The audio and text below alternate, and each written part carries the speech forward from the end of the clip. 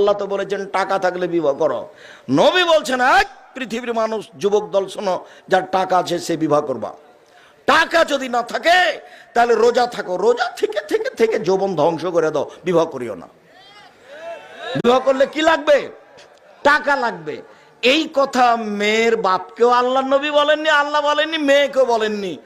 আল্লাহে, আল্লাহর কসম, আল্লাহর কসম, আমি আব্দুর রাজ্জাক বিন ইউসুফ আলহামদুলিল্লাহ কোরআন হাদিস মোটামুটি ভালোই বুঝি, আর আমি খুব দক্ষতার সাথে পড়ানোর চেষ্টা করি।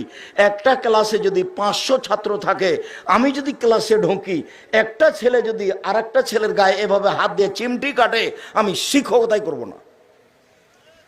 আমি যতক্ষণ ক্লাসে থাকি ততক্ষণ ওটা কিয়ামতের মাঠ। এর পরেও আমি বলছি, আমি টুটা ফাটা যেটুকু কোরআন হাদিস বুঝি, তাতে মেয়ের বাপের 10